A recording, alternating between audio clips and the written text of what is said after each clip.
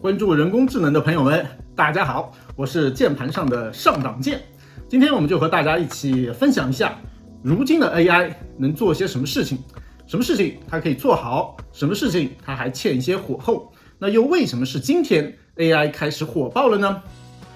那首先我们把这个问题直接就抛给 ChatGPT， 看它是怎么说的。我们打开 ChatGPT 的网页，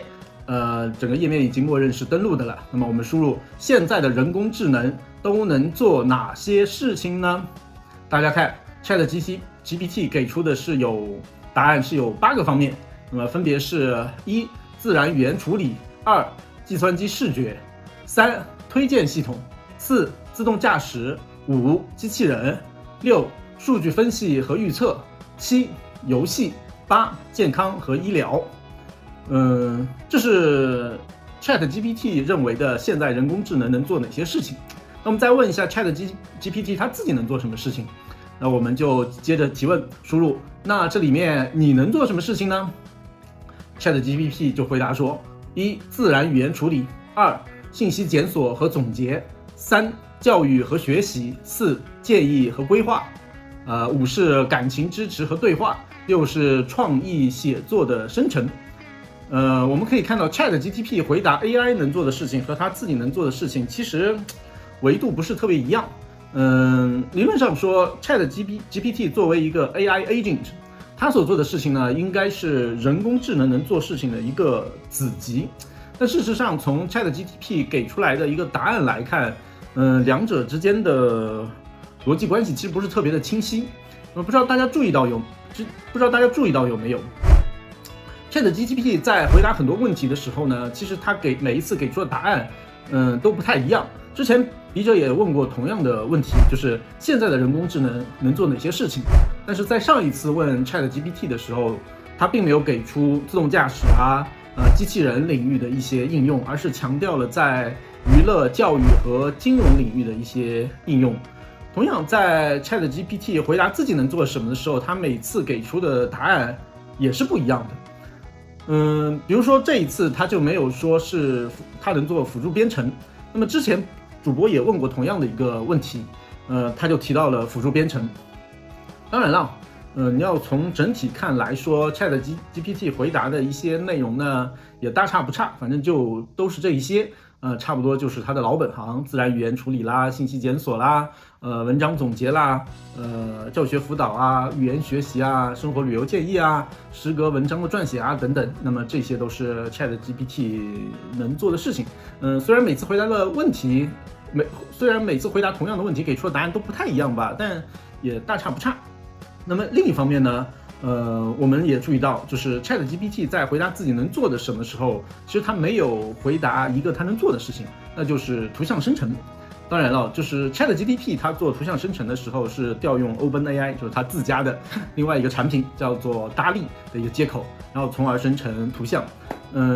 但是呢 ChatGPT 回答自己能做什么时候，它并没有把这块放进去。但是从用户的角度来看，当我和 ChatGPT 聊天要它生成图像的时候，实际上 ChatGPT 是可以生成图像的。显然它并没有把这一块放到它自己能做什么的一个问题的答案里面去。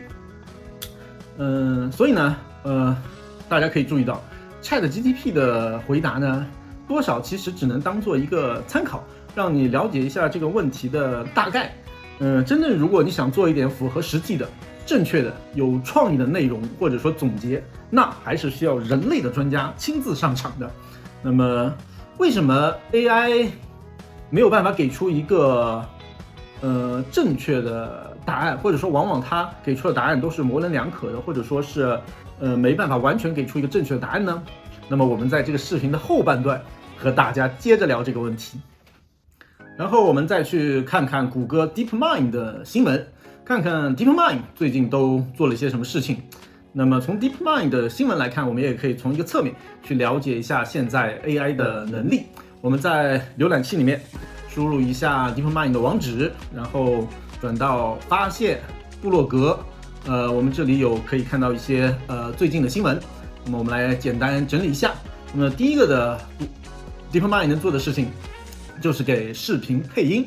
那么之后呢，是一些会议和技术突破。那么这2点呢，和我们今天的相关度不是很高，我们就略过去了。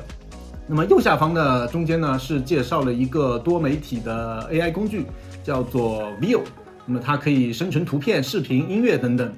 那么再往下看，那么就是 AlphaFold。那么它可以帮助分子生物学家来预测，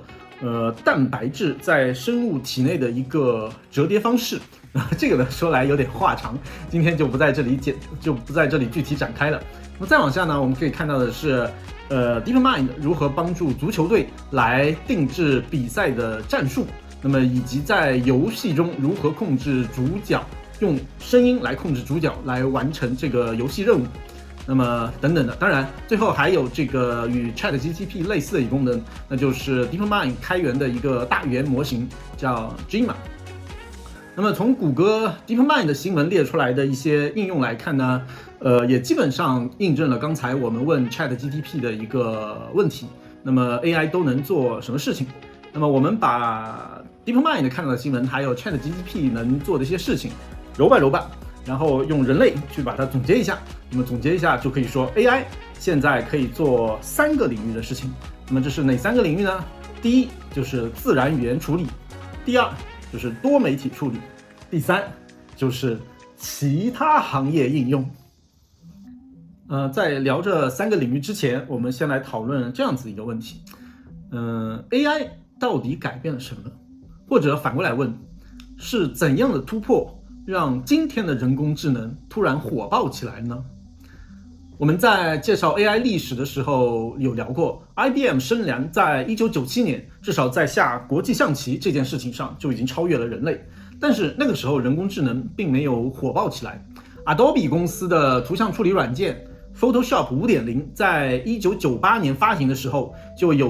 已经有了磁性套索这个功能。那么磁性套索这个功能呢，就可以在图片上去选取相应的一个目标，或者说图片上的一个色块。那么这个的话，实际上跟今天的人工智能能做的事情已经非常的接近了。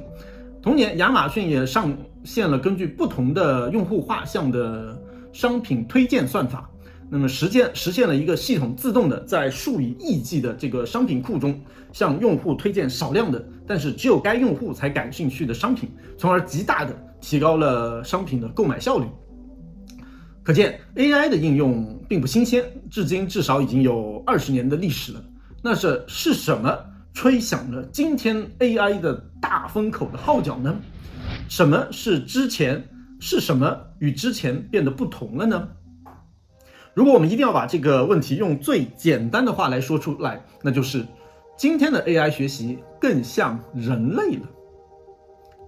了。什么意思呢？那么这个东西虽然是最简单的一句话，但是还是需要解释一下，对不对？我们知道我们现在已经有一个自然的语言模型，那么这个自然语言模型的话，实际上我们可以把它看成一个通用模型。那么这个通用模型就成为了一个 AI 可以做不同的任务的一个基础。在这个基础之上，我们只需要用少量的实力来训练这个模型，就可以完成整个专业模型的一个训练。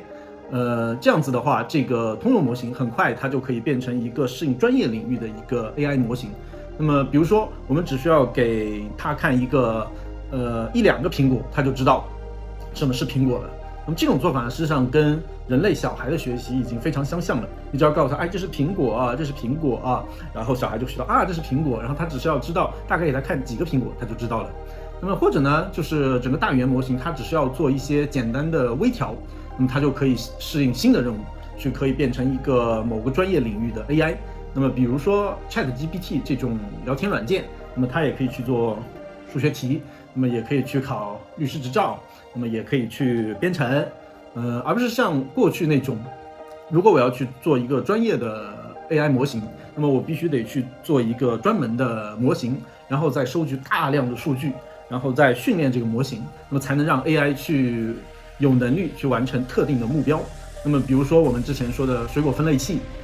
这样子的一个功能的话，那么就可能需要非常多的建模啊、数据啊，然后训练啊这样子的一些功能。但是有了这个ChatGPT 或者大语言模型之后，那实际上我们只需要用少量的训练就可以去做出来这样子一个水果分类器。那么如何去做这种像之前一样如何去建模，然后做收集数据，然后再做训练，这样子的话是让我们在上期的介绍数据科学、数据挖掘、机器学习、人工智能、深度学习的区别里面那一集已经专门有讲过，那么有兴趣的朋友可以翻回去再看一下。那么这样呢，一个大语言模型它只需要少量的训练就可以去适应一个专业的领域，那么这样呢就极大的降低了人工智能进入每个领域的门槛，也就是说 AI 进入各个行业的大门就被开启了。所以我们今天就看到 AI 这就形成了一个巨大的综合，那么可以预见人工智能对各个行业的渗透速度它会非常的快，大模型的更新会超过半导体的摩尔定律，那么也就是说每18个月芯片里面的晶体管数量就会翻一番，价格降一半，对各个行业的渗透也会超过计算机行业的渗透速度。那么如果我们从 IBM 个人电脑诞生来算起来的话，信息产业大概是从上世纪80年代开始的，那么到今天大概40多年的时间里面，已经渗透到了几乎所有的行业，包括金融、媒体、影视、交通，甚至零售、纺织、养殖等等的行业。但凡像样一点的生意，如果你连一台电脑都没有的话，这几乎是不可想象的。而人工智能它的发展，它会继续延续信息产业的辉煌成就。最后，感谢您的观看，还麻烦您高抬贵手，点赞、关注，欢迎在评论区留言。那么我们下期再会。